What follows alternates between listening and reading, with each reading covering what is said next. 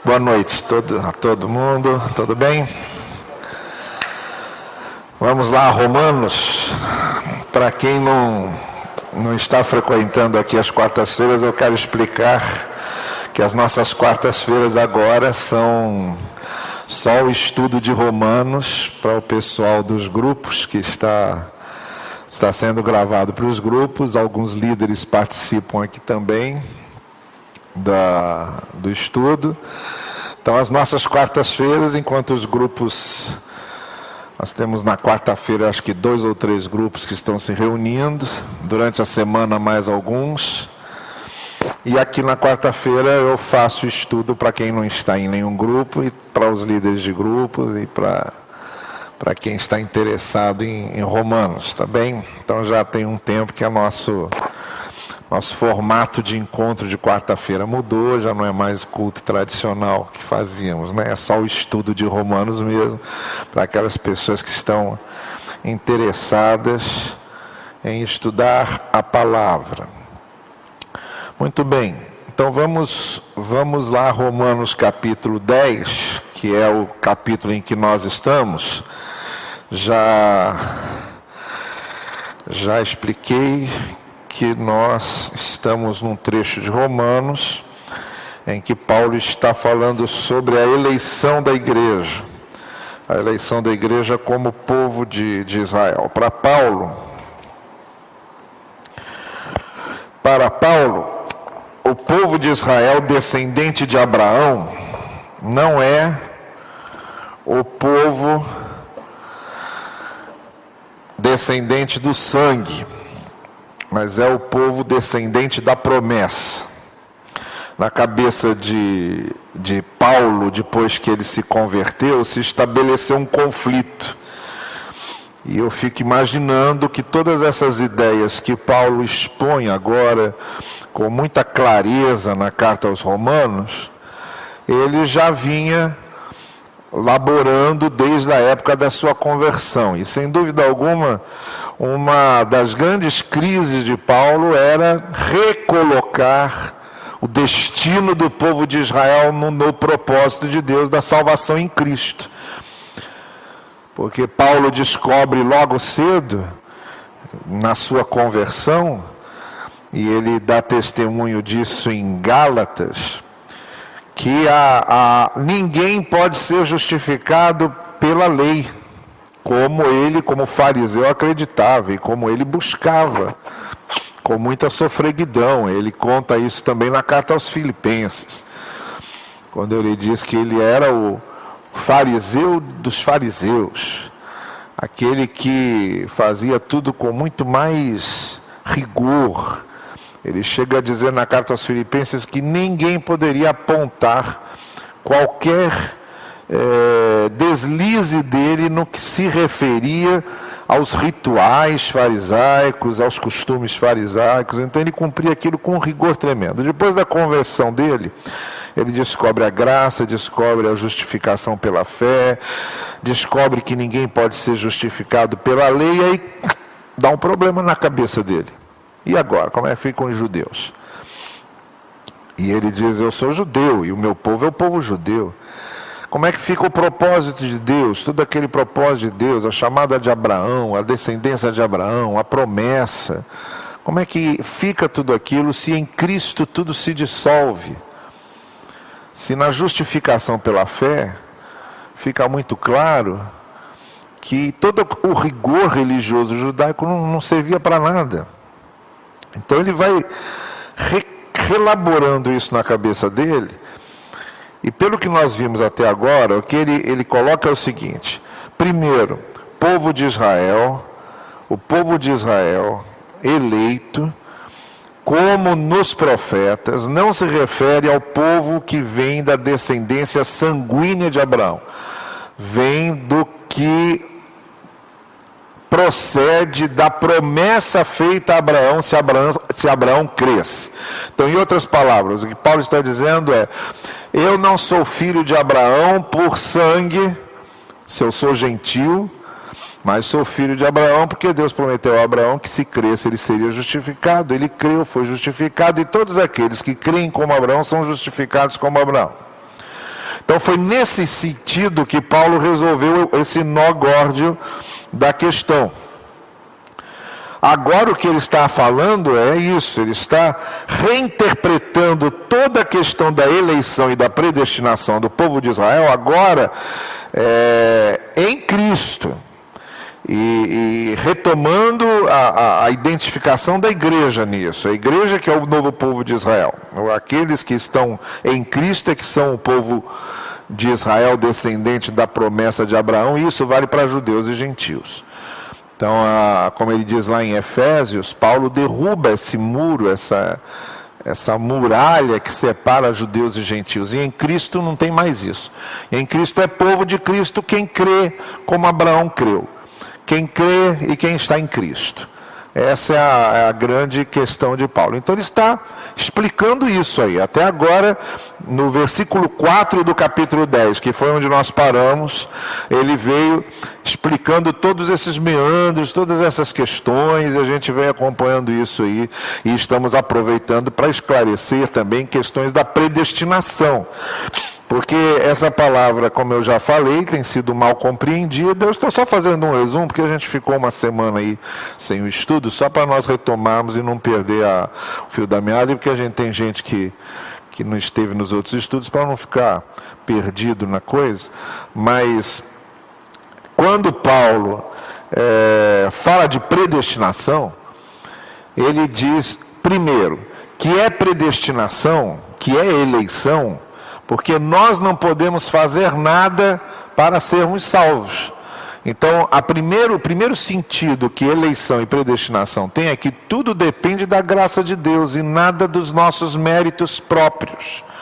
Quando Paulo diz que é Deus que nos elege para a salvação, ele está dizendo que Deus é que toma a iniciativa de salvar-nos, executa a salvação e garante a salvação sem nenhuma participação nossa, mas não sem nenhuma participação nossa em termos de arbítrio, sem nenhuma participação nossa em termos de ação de fazer algo para, não há nada que possamos fazer. Ou a gente era eleito por Deus, no sentido de Deus pegar e dizer, agora você está salvo, ou nós não seríamos. Só que Deus não pega simplesmente e diz, agora você está salvo. Ele enviou Cristo, fez todo o plano de salvação, e para que Deus diga, agora você está salvo, é preciso que nós estejamos em Cristo, porque Cristo é que é o eleito. Então essa é a segunda coisa que Paulo fala sobre predestinação. Predestinação, primeiro, significa que a gente não pode fazer nada para sermos salvos por nós mesmos. Deus é que teve que decidir isso. Ele até diz aos judeus, vocês acham que isso é injusto? De Deus justificar sem a lei? Pois se Deus resolvesse ser justo, não sobrava ninguém. Esse é o argumento de Paulo. Se Deus resolvesse ser justo e julgar todo mundo que obedece à lei, não sobrava ninguém. Então Deus resolveu fazer um decreto de salvação. Ele resolveu eleger para a salvação, para que não dependesse de nós. Agora, nessa eleição para a salvação, ele elege Cristo. Cristo é que é o eleito, ele é o Messias, é o eleito, né, o ungido. Então, para Deus definir, declarar que estamos salvos, ele precisa nos colocar em Cristo. E quem está em Cristo está eleito, porque Cristo é o eleito. Essa é a segunda coisa que Paulo fala sobre predestinação. Que a predestinação é algo que nós recebemos, que se efetiva em nós em Cristo. Isto é, a rigor, pela vontade de Deus, todo mundo está eleito para a salvação. Porque Cristo morreu por todos. Então, teoricamente, até o Eduardo Cunha, que foi preso hoje, que está lá em Curitiba, depondo, e vai ficar lá, pelo jeito, um bom tempo, até o Eduardo Cunha foi eleito para a salvação. Entende? Por mais ojeriza que isso nos cause. Que é uma das nossas maiores dificuldades, é entendermos a graça de Deus para salvar o pecador. E ainda bem que a salvação das pessoas não depende da gente, porque nós faríamos listinhas de quem pode ser salvo. Mas Deus não faz listinha, Deus ou bota em Cristo ou não bota. Então, Eduardo Cunha foi eleito para ser salvo. Ele foi predestinado para ser salvo pela graça de Deus, porque a graça de Deus se estendeu a todos. Estão entendendo como é que é o negócio? Só que é predestinado apenas teoricamente. Porque efetivamente essa predestinação teórica só se torna algo concreto na vida dele se ele estiver em Cristo. E ele está muito longe de estar em Cristo. Entendeu? Você pode até torcer para ele nunca estar em Cristo, mas a gente tem que orar para que ele esteja um dia. Porque se ele não estiver em Cristo, ele só vai estar predestinado teoricamente. Mas não vai se efetivar na vida dele a predestinação, porque a predestinação só se efetiva em Cristo. Aí vem aquele exemplo da porta que eu dei. Você está passando do lado de fora, aí você vê escrito aqui, do lado de fora está escrito aqui: venham a mim todos, que é da vontade de Deus que todos se salvem, porque Deus enviou seu Filho, porque amou o quê? Amou o mundo.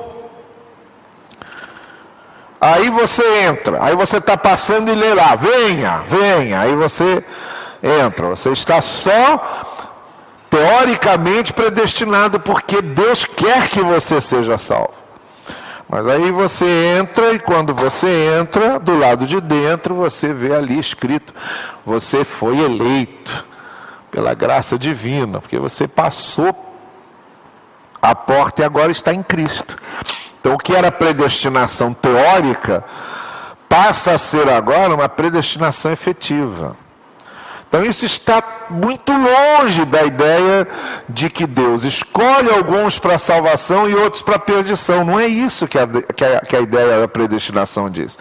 A ideia da predestinação diz que todos foram escolhidos para a salvação. Todos, sem exceção, porque Cristo morreu por todos.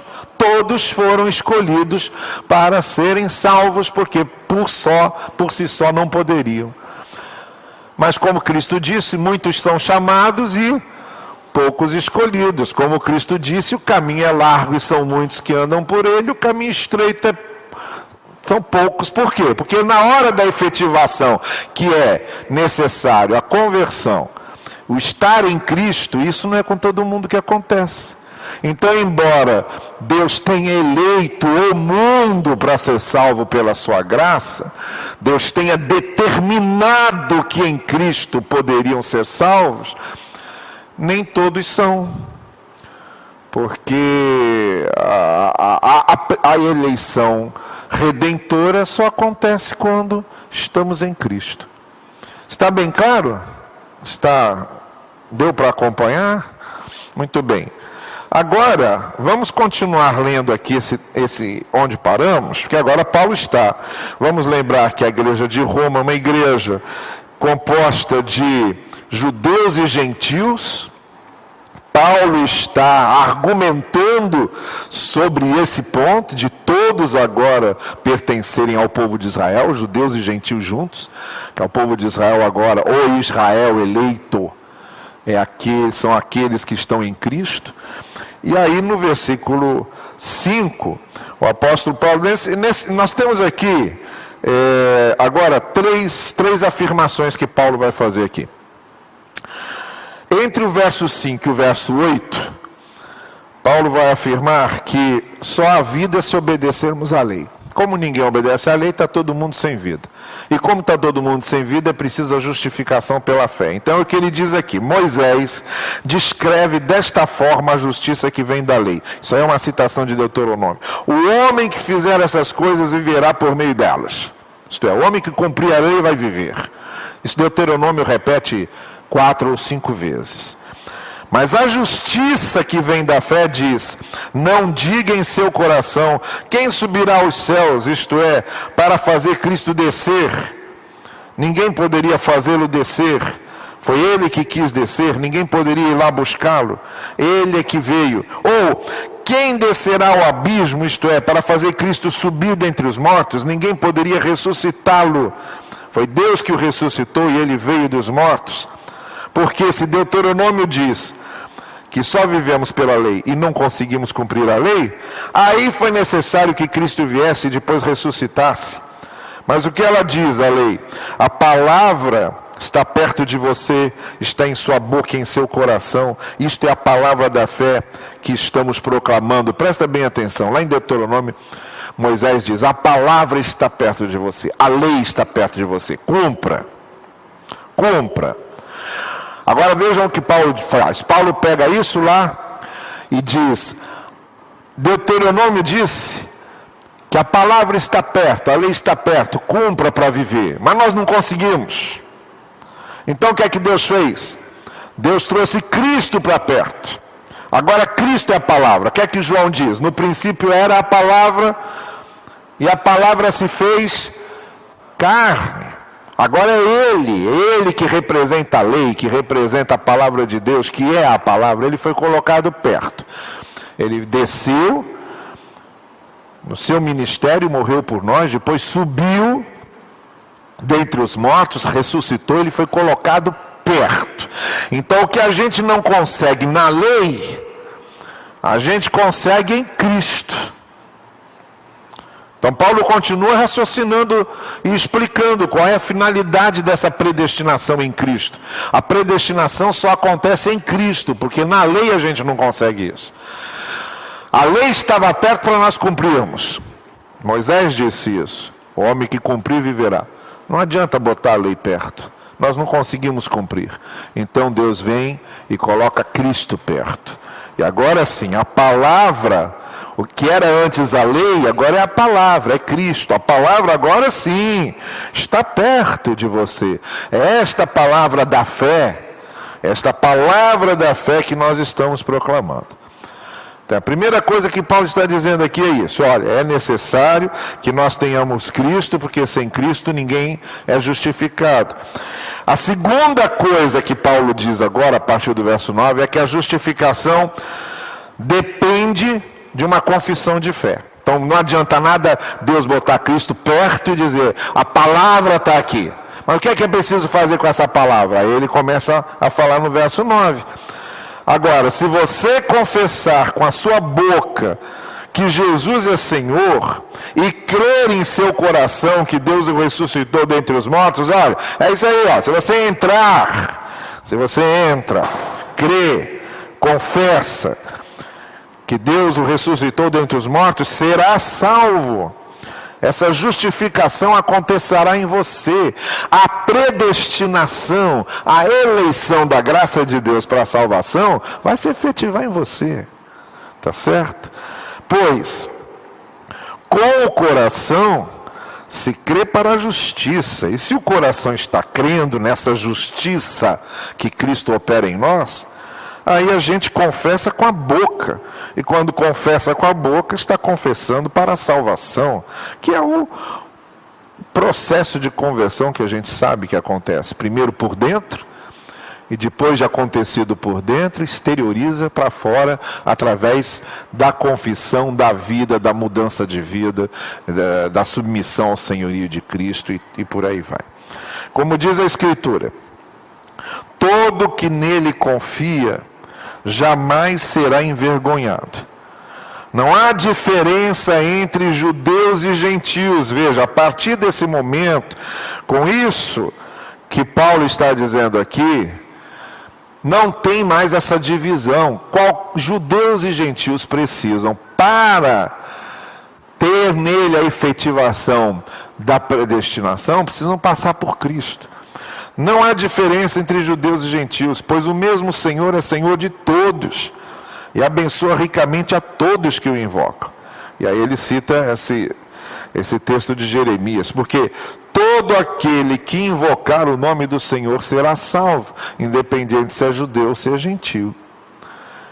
Então a coisa está centralizada em Cristo. É Ele que é a porta pela qual a gente entra, é Ele que é o eleito, e nele, quando nós estamos e cremos, estamos eleitos. Agora, é claro que Paulo quer que os judeus conheçam isso. Ele mesmo estava fazendo esse papel. Então ele cria agora, veja, a partir do versículo 14, ele cria uma espécie de critério missionário, em que ele diz, como é que os judeus vão conhecer isso e os gentios? Vocês que estão aí em Roma, na igreja de Roma, já conhecem. Vocês já conhecem, mas e aqueles que não conhecem? Eu tenho meu povo judeu, que acha que só porque descende de Abraão está salvo e não está. Vocês gentios, tem outros gentios que vocês sabem que estão metidos nas promiscuidades do desconhecimento da vontade de Deus. E como é que eles são alcançados? Como é que eles ficam sabendo disso aqui? Como é que ficam sabendo disso? Olha, para mim esse é um dos textos mais fortes, porque Paulo podia ter feito aqui uma espécie de uma ponderação, dizendo: olha, vamos confiar que Deus vai entender essas pessoas que não conhecem Cristo, afinal de contas não tiveram oportunidade de conhecer. Paulo podia ter feito essa ponderação, mas não fez. Paulo cria agora um critério para que as pessoas conheçam Cristo, como se partisse do seguinte pressuposto: não tem jeito mesmo. Se está tudo concentrado em Cristo, e se essa vontade de Deus nos salvar, essa eleição da graça para a salvação, se ela só se efetiva em Cristo, não tem jeito. Ou as pessoas conhecem Cristo, e creem em Cristo, e confessam a Cristo, ou não tem jeito. Sabe, de vez em quando tem aquela pergunta: e o índio, o paracochó, que nunca ouviu falar, né, do Evangelho, como é que fica, etc. Eu gostaria muito de dizer: olha, Deus vai dar um jeito. Deus vai dar um jeito, mas Deus vai dar um jeito de ele conhecer a Cristo. Porque se não conhece a Cristo, não tem jeito, porque a eleição se efetiva em Cristo. E é por isso que Paulo agora coloca isso aqui no versículo 4. Como invocarão aqueles que não conhecem, se eles não creem? Se não sabem em quem tem que crer, como é que eles vão invocar em quem não creram? E como crerão naquele de quem não ouviram falar? E como ouvirão se não houver quem pregue? E como pregarão se não forem enviados? Como está escrito: como são belos os pés que anunciam as boas novas. Lembram quando eu disse a vocês que Paulo, um dos motivos que Paulo estava pregando, estava escrevendo a carta aos Romanos, é porque ele queria chegar à Espanha. Ele está apresentando à igreja de Roma o seu evangelho, porque ele quer a igreja de Roma como parceira, para ser um trampolim, para ser uma cabeça de ponte, para ele chegar na Espanha. Então agora ele já está indo direto ao assunto. Depois da primeira parte, ter descrito qual é a mensagem dele, o que ele está disposto a pregar e ensinar. Agora na segunda parte ele está dizendo: olha, tem que ir. Se é assim, a gente tem que ir alertar e avisar as pessoas que é assim.